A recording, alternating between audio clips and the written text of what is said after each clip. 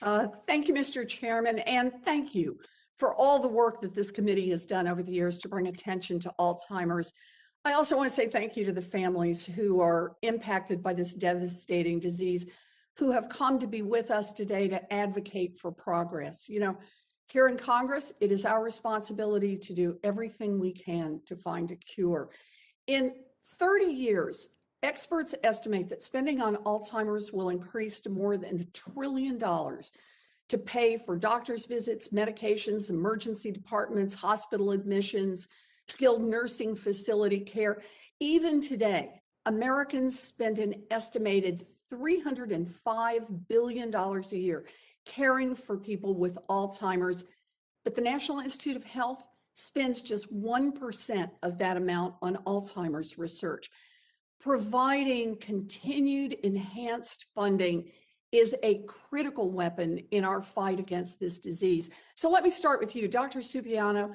We spend far too little on Alzheimer's research, but I'd like to understand more about the impact that even that small amount of funding has had. What scientific advances and improvements have been made as a result of the federal research dollars that we've spent? Yes, thank you, Senator Warren, for that question, and thank you for your advocacy for enhancing Alzheimer's disease research and research in biomedical science in general. So your point is well taken, but the investment that has been made, as I said in my testimony, the infusion of support over the last several years has resulted in dramatic advances. We now are aware that there are effective strategies to prevent the development of cognitive impairment.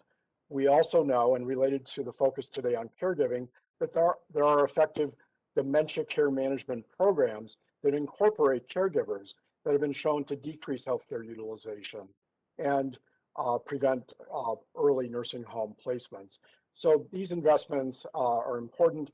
You're also aware, and I know last year this committee heard testimony from Dr. Richard Hodis, the director of the National Institute on Aging, and the investment that has been made in the basic biology of Alzheimer's disease and the genetics of Alzheimer's disease is also bearing fruit.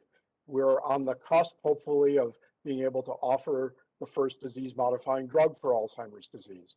We have a lot more work to do, but thanks to the infusion of support that has been made to date, these advances are now available and they're ready to be implemented. I think now is our chance to provide the support to now implement these particular strategies now that we know that they're effective. Right. Well, that is powerfully important. Federal funding helps drive innovation and it helps move us that much closer to a cure. You know, in the last 10 years, the federal government has increased funding for Alzheimer's and dementia research, but it's still not enough. Meanwhile, the coronavirus pandemic upended biomedical research across the country, which has led to delays in critical studies. Dr. Supiano, has the coronavirus pandemic impacted the work of scientists and researchers who are studying Alzheimer's? Yes, thank you, Senator Warren. And to a certain extent, the scientific community is not immune from the effects of the pandemic and the way that it has altered the way that we go about our business, in this case, biomedical investigation. To the search to, yes, and some delays are apparent in clinical trials for Alzheimer's disease, and the impact of the pandemic on recruitment into those trials and being able to conduct those trials safely has certainly had a delay. And to that end, getting even more support now to make up for that lost time and accelerate advances going forward will be even more important as we now emerge from the pandemic, thankfully. But that said, as you pointed out, medical scientists are innovators, and we have learned a lot through the pandemic. So to be able to conduct pragmatic trials that can be done remotely, applying virtual telehealth technologies to medical research is another opportunity and another advancement that has been made. So there are some benefits from what we've been living with in the last year that while there have been delays, we have still been able to make progress in this fight against Alzheimer's disease and related dementias. Well, I know that biomedical researchers have made valiant efforts to innovate and to keep these studies going during the pandemic, but this just underscores the need for more federal support. That's why I will soon be introducing the National Biomedical Research Act, a bill that would invest $100 billion over 10 years in research at NIH and FDA.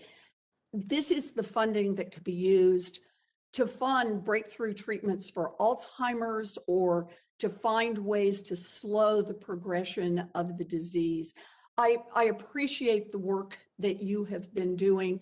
I know that no amount of research funding can make up for the heartbreak of losing a loved one to Alzheimer's, but research funding can help prevent the heartbreak for many other families down the line. So I am very hopeful that my colleagues in the Senate will join me in supporting the National Biomedical Research Act. Let's get this one done. Thank you, Mr. Chairman.